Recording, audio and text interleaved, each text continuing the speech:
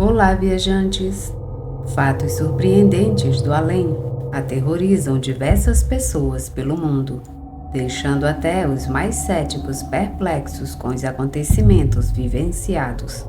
Este relato é sobre um desses fenômenos. Sejam bem-vindos à viagem ao desconhecido. Eu sou a Clara Paula. Hoje eu vou contar 2 relatos assombrados para vocês. Vamos ao primeiro relato. Uma presença sombria. Muitos começam as suas histórias com "eu sempre acreditei nisso" ou "eu nunca acreditei nessas coisas", até que aconteceram comigo. É um bom jeito para se começar, porque se eu te disser que eu sempre tive um interesse descomunal no paranormal, alguma coisa em você não vai acreditar no que eu tenho para te contar. Mas eu te peço para acreditar em mim. E apesar de você não me conhecer e provavelmente nunca me conhecerá, o que eu tenho para relatar é real, muito real. Depois de um divórcio um pouco doloroso, eu me mudei com a minha mãe para São Paulo, uma cidade que acabou me encantando e cativando o meu coração. Nós nos mudamos para um apartamento lindo e maravilhoso. Ele é grande, com portas pesadas e de madeira maciça, janelas compridas e altas, assim como o teto. Mesmo no meio da noite mais escura, ele é claro e arejado. No momento em que nós entramos, eu senti uma presença. Eu sabia que tinha algo nele. Depois de pouco tempo, isso foi comprovado. Era uma massa ausente de luz, grande e volumosa, que parecia sugar o ar sempre que estava em algum quarto. Eu geralmente o via. Eu não sei porquê, mas eu sempre senti que era uma presença masculina, onde parecia ser o lugar favorito dele. Era ao pé da minha cama, mas depois de um tempo e alguns sustos, eu me acostumei com ele. Ele parecia só querer ficar me olhando. Mas quando os meus novos amigos começaram a me visitar, coisas começaram a acontecer. "Lu, por que você me acordou no meio da noite?" "Eu não te acordei, eu dormi a noite inteira." Isso foi o que a Ana, uma amiga minha, me perguntou em um dia que ela dormiu aqui. Ela falou que eu acordei no meio de um sonho um pouco violento e falei que estava tudo bem. Mas eu passei a noite inteira dormindo no meu quarto, enquanto que ela ficou dormindo no quarto de hóspedes que a gente tem para visitas. E eu não sou sonâmbula. O Gabriel e a Laura, outros 2 amigos da faculdade, eles são namorados. Uma noite acordaram gritando. Os 2 estavam dormindo na sala, depois que a gente tinha voltado de uma festa. Eles estavam tendo o mesmo sonho sobre a morte, sendo que, quando acordaram, eles sentiram como se tivesse alguém olhando eles do armário da sala e que esse alguém estava jogando essas imagens violentas na cabeça deles. Quando eu fui ver se eles estavam bem, eles estavam tremendo e brancos de medo. Eles não podiam acreditar que haviam tido o mesmo sonho.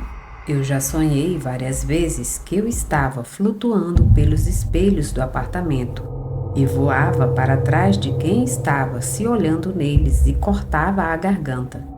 Foi horrível e lembrar desse sonho ainda me assusta até hoje. Mas o que me assusta mais mesmo é a minha outra eu, a minha gêmea, a minha cópia. Como eu disse, a Ana falou que ela acordou para dizer que estava tudo bem. Uma outra vez, o Michel, um outro bom amigo meu, estava tagarelando no meu quarto. Eu saí da cozinha e fui perguntar com quem ele estava falando tanto. Ele olhou assustado para mim, falando que estava falando comigo, que eu tinha entrado no quarto falando com ele e entrando no banheiro. Claro que o banheiro estava vazio, não tinha ninguém lá. A Isis, uma outra amiga, também passou pela mesma coisa. Ela estava no meu quarto e eu estava na cozinha. Então eu a vi passando pela porta, indo em direção à sala, falando pelos cotovelos, e de repente ficou quieta. Quando eu saí da cozinha para ver o que tinha acontecido, ela falou que eu entrei no quarto, falei com ela e saí. E fui para a sala e ela veio atrás. Só que quando ela chegou na sala, eu não estava mais lá. E a sala não tem ligação nenhuma com a cozinha. O Michel, a Ana e a Isis se recusaram a dormir aqui no apartamento de novo. Todos os três viram a minha cópia e também tiveram o mesmo sonho, onde eu estou dentro do armário, gritando para eles que alguma coisa estava me atacando, para depois serem acordados pela minha cópia falando que estava tudo bem. A minha resposta para isso tudo? Eu tive um colapso nervoso no meu quarto depois do divórcio dos meus pais e ter me mudado para uma cidade nova e gigantesca e mudado completamente a minha vida. Eu acho que isso ficou de algum jeito preso lá dentro. E às vezes isso tudo sai para passear, como se fosse uma gravação minha. Ela não te machuca, mas perturba os seus sonhos. Eu tentei exorcizar o quarto fazendo purificação dos elementos, água, terra e fogo, mas ela ainda continua por aqui. Deixem suas opiniões, o que vocês acham que era, aí nos comentários. Eu acredito que é alguma entidade se alimentando do sofrimento dela. Talvez ela seja a minha loucura. E se esse for o caso, eu estou grata por ela não estar mais em mim. Talvez o homem que às vezes fica no pé da minha cama, a massa com ausência de luz, pegou a minha forma de todo o medo e dor que eu passei quando me mudei para cá. De qualquer modo, a minha cópia aterroriza os meus amigos. O Michel entrou em choque depois que ele passou pelo que passou e teve que ser acalmado por algumas horas, com muito chá quente e doce. Talvez eu tenha uma personalidade mais forte do que eu pensei. Fim desse relato. Vamos ao próximo relato. A Casa da Curva Perigosa. No verão de 1994, o meu, na época, noivo, nosso filho de 5 meses e eu nos mudamos para uma velha casa em uma cidadezinha não muito longe de São Paulo, um pouco mais de 1 hora de viagem. A nossa casa ficava bem do lado de uma curva muito perigosa de uma estrada local. A única coisa que me deixava inquieta é que parte do quintal da casa não ficava a mais de 1 metro da estrada, onde os carros passavam a uma velocidade alta demais para a curva. Mas mesmo isso não nos desanimou. Nós estávamos super felizes com a casa, já que era a nossa primeira casa. Tudo ocorreu sem problemas, até que nos acomodamos nela. Instintivamente, eu sabia desde o começo que tinha algo de estranho com a casa.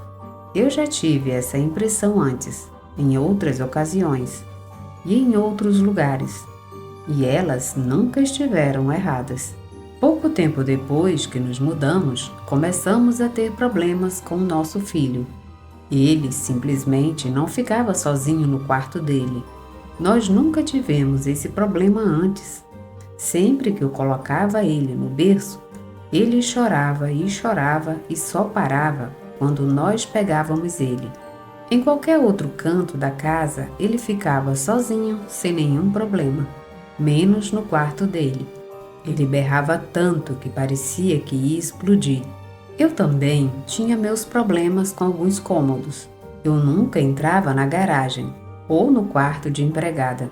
Eu não tenho uma explicação para isso, mas só de passar na frente do quarto de empregada ou da garagem, os pelos da minha nuca arrepiavam todos e um frio subia a minha espinha. Um tempo depois do nosso casamento, que tinha sido em julho, eu estava na sala com o meu filho e a minha cunhada. Era dia ainda e estava muito claro, mas nós vimos algumas sombras se movendo na parede da sala. Na hora eu liguei para uma amiga minha, para ela ver o que estava acontecendo. E assim que ela entrou em casa, ela sentiu alguma coisa estranha. Ela também chegou a ver algumas coisas estranhas, sombras pela sala, a sensação de estar sendo observada, barulhos no andar de cima da casa, quando não tinha ninguém lá em cima, e portas se fechando sozinhas. Nós contamos essas coisas para o meu marido, e ele apenas falou que nós estávamos imaginando tudo isso. É incrível, mas os homens só acreditam quando eles veem. A gente contando, eles acham que é tudo imaginação da mente da gente. Lá pelo Natal, ele mudou de ideia. Nós colocamos uns pisca-piscas musicais na árvore de Natal. E toda noite eu tirava elas da tomada antes de ir dormir. Numa noite, ele acordou com a musiquinha tocando e as luzinhas piscando, iluminando de leve o corredor do lado de fora do quarto. Ele me acordou e falou que eu tinha esquecido de desligar as luzes. Então eu falei para ele, eu desliguei. Você estava lá e viu eu tirando da tomada. Ele sentou na cama e me olhou com uma cara confusa. Ele levantou e foi na ponta dos pés até o lado de fora do quarto e desceu a escada. Então ele voltou. Estava com o rosto pálido e não falava uma palavra. Eu perguntei o que era e ele simplesmente falou para eu voltar a dormir.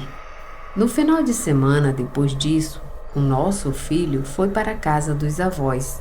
Na primeira noite sem ele, quando nós estávamos nos arrumando para dormir, nós ouvimos o som de um bebê chorando. Como o nosso filho não estava em casa, simplesmente ignoramos. Só que o choro começou a ficar cada vez mais alto.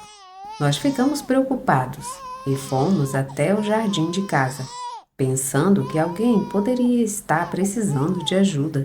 Só que lá fora nós não ouvíamos nada. Quando entramos de novo, ouvimos o choro. Nós entramos e saímos de casa mais algumas vezes. E era sempre a mesma coisa. Do lado de fora, nada. Do lado de dentro, o som de um bebê chorando. Então, meu marido parou no pé da escada e viu que o choro estava vindo do andar de cima. Para ser exata, de um quartinho que nós usávamos para guardar tranqueiras. Não preciso nem dizer que isso me deixou completamente apavorada. Eu acabei convencendo ele a mudar o nosso quarto e o quarto do nosso filho para o andar de baixo da casa. Só que depois disso, as coisas realmente começaram a acontecer. Algumas coisas sumiram e só reapareciam depois de alguns dias. Não era incomum eu trancar a porta do quarto da empregada para deixá-la fechada e colocar cadeiras em algumas outras para deixar elas abertas. Eu odiava ter que subir as escadas para fazer alguma coisa lá em cima, ainda mais sozinha. Eu sempre sentia que o meu coração estava sendo apertado, isso sem falar na garagem. Parecia que tinha algo sempre me espreitando lá dentro, pronto para me atacar. Por algum motivo, o único cômodo em que eu me sentia bem e segura era o banheiro. Eu odiava ficar naquela casa sozinha, mas isso não importava muito para eles, se eu estava sozinha ou não. Nada nunca nos machucou, mas tomamos muitos sustos que parecia que o nosso coração ia parar de bater. Mais tarde descobri que a casa já tinha tido muitos inquilinos, mas nenhum ficava muito tempo lá. Nunca mais do que alguns meses. Nós fomos os primeiros em muitos anos a ficar mais de um ano naquela casa. O dono da casa morava quase do lado e a nossa casa estava na família dele há anos. Ele nunca falou nada sobre a história da casa. Ou ele não sabia, ou ele não acreditava. Um amigo da família dele descobriu que nós estávamos na casa e contou para uma amiga minha que era para nós nos mudarmos o mais rápido possível, porque aquela casa não era um lugar seguro para se estar. Ele conhecia uma das famílias que tinha morado lá. Ele falou que temia pela nossa segurança, porque sabia de algumas manifestações violentas que já tinham acontecido lá dentro. Ele falou que era incrível que ainda estávamos lá depois de tanto tempo, que ainda não tínhamos saído por conta própria. A família que ele conhecia ficou lá somente um mês. Quando eles estavam lá, objetos pesados eram jogados contra eles. As portas se fechavam na cara deles. Acordavam pela manhã com alguns hematomas pelo corpo. Acordavam de noite com a cama chacoalhando violentamente. Coisas assim. Depois de ouvir isso, eu falei para o meu marido: amor, a gente vai embora. Nós nos mudamos na semana seguinte. Como a casa foi construída bem na frente de uma curva perigosa, será que os espíritos de vítimas de acidentes que ocorreram ali acabam indo parar na casa? Todos nós por aqui achamos que sim. Quem sabe? Desde épocas remotas existem relatos explicando dessa forma esses misteriosos acontecimentos. Fim desse relato. Obrigada por ouvir o relato. Se gostaram, deixem seu like, comentem, compartilhem e se inscrevam no canal. Envie seus relatos, suas histórias para viagemaldesconhecido@87gmail.com. Ficarei muito feliz em ler a sua história. Obrigada e até a próxima viagem.